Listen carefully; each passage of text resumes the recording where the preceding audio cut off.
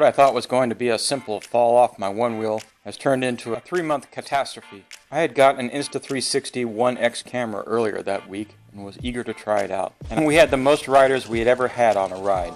It's the biggest group we ever had. That's awesome. So I really wanted to get it on video, and I was recording the whole time. I was out with my OneWheel riders group, and we were riding around at a mall and apartment complex after closing hours. I can't wait to see this footage too. I'm gonna be like, guys, I forgot to turn it on. I definitely want to see it. We had ridden all over for about a half an hour, and my board was almost out of battery. So we stopped at a local hangout to recharge and get some refreshments. All right, you two are going to get one. I'll get some. Then we took off again to have more fun. We were breaking in new trails. Well, they were, and I was filming. We were taking on new avenues and terrain and having a great time. My board was down to about 20%, and we decided to head back to the parking lot. Little did I know that this return trip would be my last for a long time. I was coming around a corner and hit a bump that I had hit hundreds of times before and took it with ease. But this time I lost control.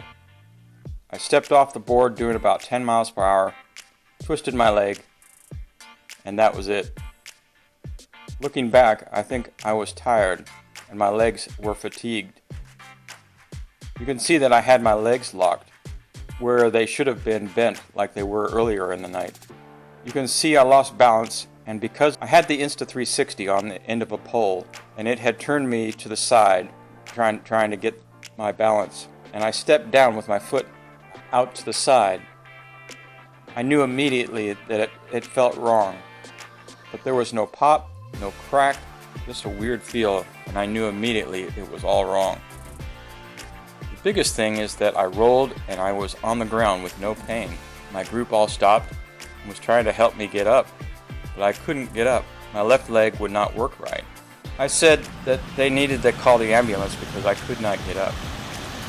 Alright, so see you later. Alright, see you guys. Yeah, it was fun. They finally came and they helped me onto the gurney, and I was off to the emergency room.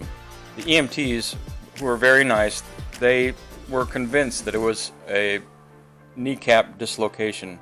They said my kneecap was in the wrong place. Got to the emergency room, the doc came, ordered a couple of x-rays. Well, that was bad news. Turned out I had broken my tibia in 7 different pieces. Then they did a CT scan, and I found out more bad news. The tibia was not only broken, but actually had been crushed and depressed down by about 2 centimeters. What this meant was that they would have to rebuild it. We can rebuild it. We have the technology. Better, stronger, faster. All this meant was I would have to have surgery. A big stainless steel plate and about 7 bolts to put all the pieces back. I have learned a powerful lesson. Know your limitations. Regular sports or extreme sports, or even recreation like this, require good stamina. Whether skiing, snowboarding, skateboarding, running, or one-wheeling, you need to take it one day at a time and build your body up to where it needs to be.